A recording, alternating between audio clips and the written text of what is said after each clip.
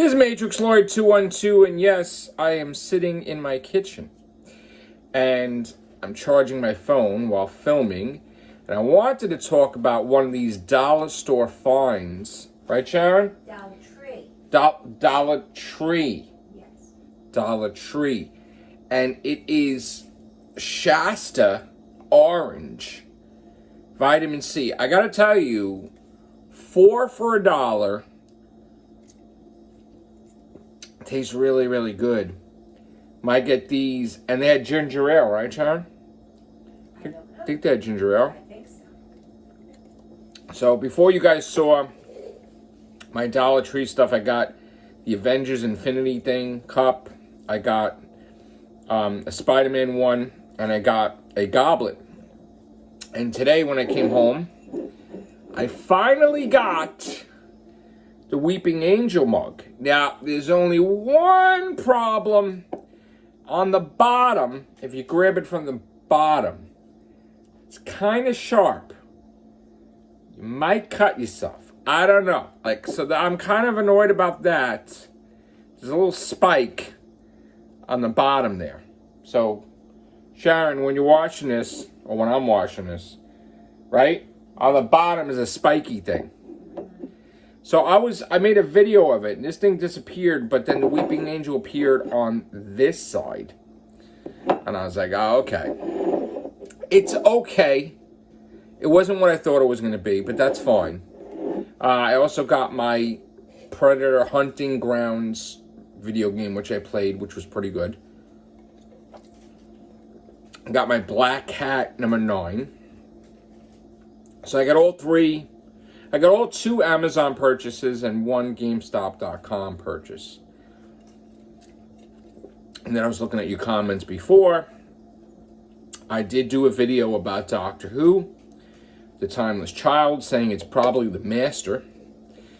And some of you commenting, I know about you feel Doctor Who is dead, which it basically kind of is almost. I mean, they kind of ruined it for a lot of the fans with this Timeless Child thing. So how do we come back from it? I mean, the Doctor can regenerate, so can the show regenerate? And I honestly think it can. I think if you get good writing in there, if you replace the showrunner, because everybody knows I'm not crazy about Chris Chibnall, you get him out of there, you know what? It should be fine. But some people, of course, want to switch the Doctor, too.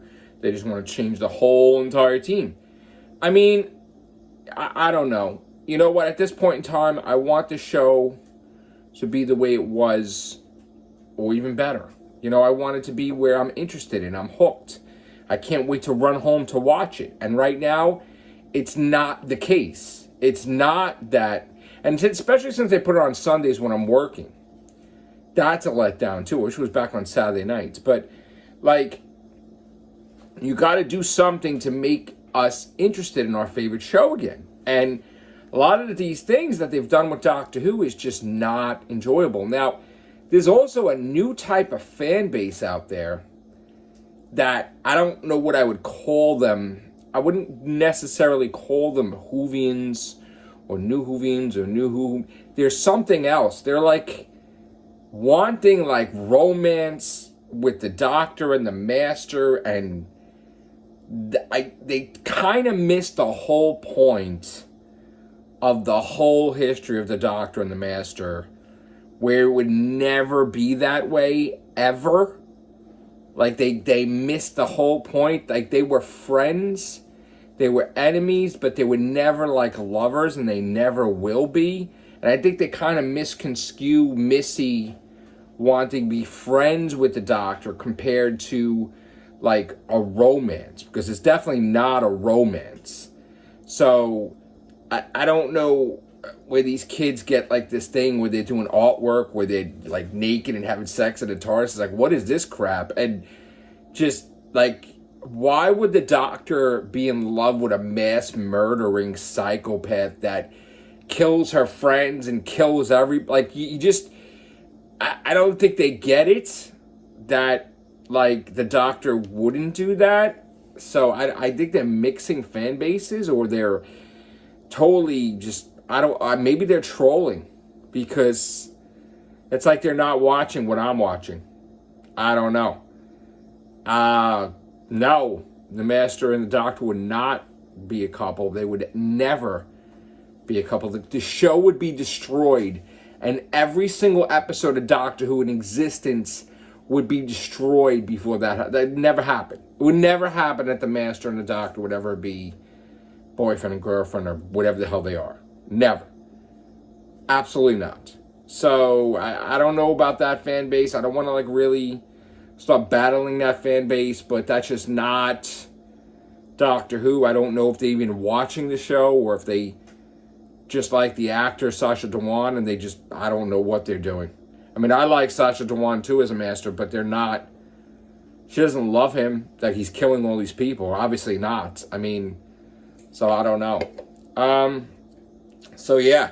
There's a lot of different fake, crazy fans out there. I mean, there's, we all have different views on the subject, and there's other fans that are just, like, happily making videos about what they're calling the Doctor has 33 incarnations, which is not true at all. In fact, if the Doctor was the timeless child, he wasn't the Doctor to a certain point. So, all this stuff is incorrect, and no one ever came out flat out and said that there was incarnations before the first Doctor. That's the fan base that is interpreting the episode possibly wrong and running to make t-shirts, to buy Timeless Child t-shirts. Chris Chibnall never said flat out that the Timeless Child was the Doctor. People just went with what the Master said, and it's hilarious because the speed of people wanting to have Timeless Child t-shirts and making videos about all the incarnations of the Doctor that they think and they're totally wrong, and I just can't wait for the episode where it's just all bullshit. The only thing you should be concerned with is where Joe Martin's Ruth Doctor fits in. Other than that, I think all that other stuff is bullshit. That's the only thing I'm looking forward to the reveal for that. That Joe Martin's probably the 14th Doctor and just lying. But other than that, the Timeless Child that's being the Doctor is just bullshit. And as far as the Brain and Morbius duel goes, people fail to realize that the Doctor, let's say the 4th Doctor, right? The 4th Doctor could have encountered Doctor 29 and Doctor 50. And because of the timelines, the memory is blocked or it's in his subconscious. So the only time it would come out is if he had a duel like he did with Morbius, where in the duel, the image would come out, but the Doctor wouldn't necessarily remember it because it would alter the timeline. So those images of, that is possibly futuristic Doctors that the 4th Doctor encountered. And you say, well, wait a minute, where did this happen? Well, I'm going to give you an example. Technically, the 1st Doctor saw the 2nd Doctor, the 3rd Doctor. He didn't see the 4th. He saw the 5th. He saw the 12th. So all those memories of all those Doctors are kind of in there, but blocked, and if he had a duel, then it would come out that he remembers, just like the 5th Doctor remembered the 10th. So it would come out in a duel that you show 5 different Doctors or whatever Doctors on the screen, but where do you get that it's the first incarnations? Because it's a time travel show, people. We're dealing with the past, present, and future. Because certain people think of it we're limited thinking, it has to be before. Why does it have to be before? Look at the episode The 6th Doctor where they showed in the trial a future adventure that it didn't even take yet in Trial of the Time Lord. So how does it have to be straight line to the past? You're wrong. Everybody's wrong. Everybody's doing videos about 33 incarnations in the past. You're wrong. It's a time travel show. The duel in the brain of Morbius could be with the future doctors, not necessarily the past that the fourth doctor encountered. And you got it all wrong. Because you're thinking it's only one way, like you can only go to the past. No. The doctor could see future doctors. He could have an adventure with future doctors that it gets blocked, just like the 10th Doctor had an adventure with the 11th Doctor. So that's what I wanted to bring about. Think about it. It's a time travel show. A duel with Morbius could manifest images of future doctors, not the past doctors. Don't mix that together, okay? All right. Take care. Bye for now.